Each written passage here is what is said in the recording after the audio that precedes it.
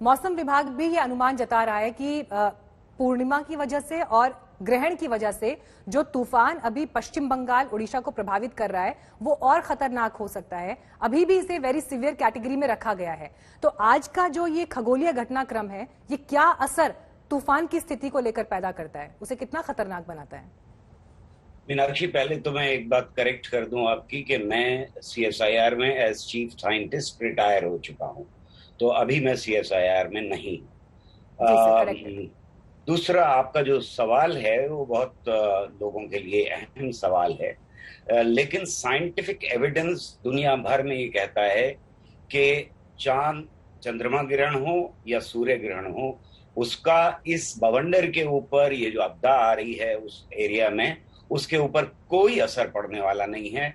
और ना ही इंसान की जिंदगी पे कोई असर पड़ने वाला है उस तरह से कि चंद्रमा का के ग्रहण का असर पड़े या सूर्य का ग्रहण का असर पड़े। इसका कोई एविडेंस नहीं है। मुझे नहीं मालूम कि हमारा जो मौसम विभाग है वो क्यों ये बात कह रहा है कि वो बढ़ जाएगा। इसका कोई साइंटिफिक एविडेंस कहीं दुनिया में नहीं है कि कहीं कोई बवंडर आ रहा है, उठ रहा है अगर, तो वो ज्यादा तीव्र हो जाएगा। ऐसा कुछ होने नहीं जा रहा है। जो वैसे ही बहुत खतरनाक है वो अलग बात है। वो बहुत खतरनाक है, वो बहुत प्रभावित कर सकता है, हमारी जिंदगियों को तहस नहस कर सकता है और एक बड़े एरिया में कर सकता है। बंगाल से लेकर के और नीचे के तटों तक वो असर डालेगा, ये संभावना है, जो बहुत दुखद बात है।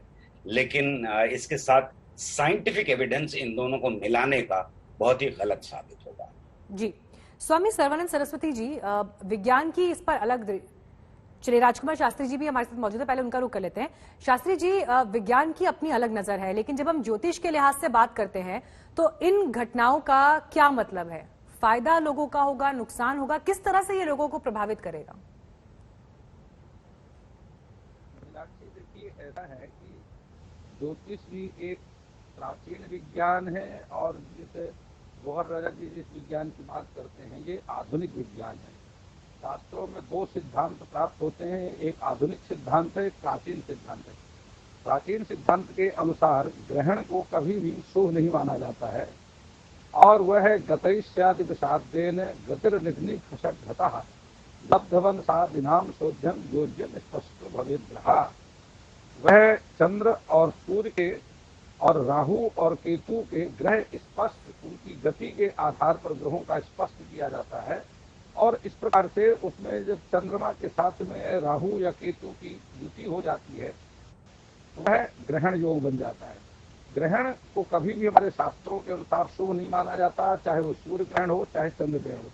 ग्रहण और भी होते हैं, शनि मंगल इत्यादि ग्रहों पर भी ग्रहण। शास्त्री जी, बस एक मैं इसमें आपसे एक क्रॉस क्वेश्चन पूछना चाहती हूँ। यहाँ पर आप कह रहे हैं कि ग्रहण कभी भी शुभ नहीं माना जाता, लेकिन आज तो बुद्ध पूर्णिमा भी है, जिसे एक अध्यात्म के लिहाज से, प्रार्थना के लिहाज से एक शुभ दिन माना जाता है। तो इन दोनों का एक साथ होना, इसके क्या मायने हैं?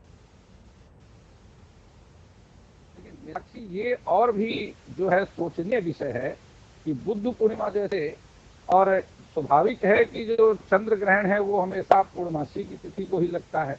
अब महीना चाहे वो वैशाख की पूर्णिमा हो चाहे चैत्र की पूर्णिमा हो, किसी भी महीने की पूर्णिमा तिथि को ही, क्योंकि यह जो हमारी एक राशि है यह 30 अंश की होती है और इस प्रकार से सूर्य और चंद्रमा में जब 180 अंश का अंतर होता है तभी पूर्णिमा तिथि का निर्माण होता है। और ऐसी स्थिति में जब चंद्रमा के साथ में केतु या राहु की जो युति होती है, दो ग्रहों की युति होती है, पापक ग्रह और शुभ ग्रहों की, तभी सूर्य ग्रहण या चंद्र ग्रहण। आज जो है वो चंद्र ग्रहण है।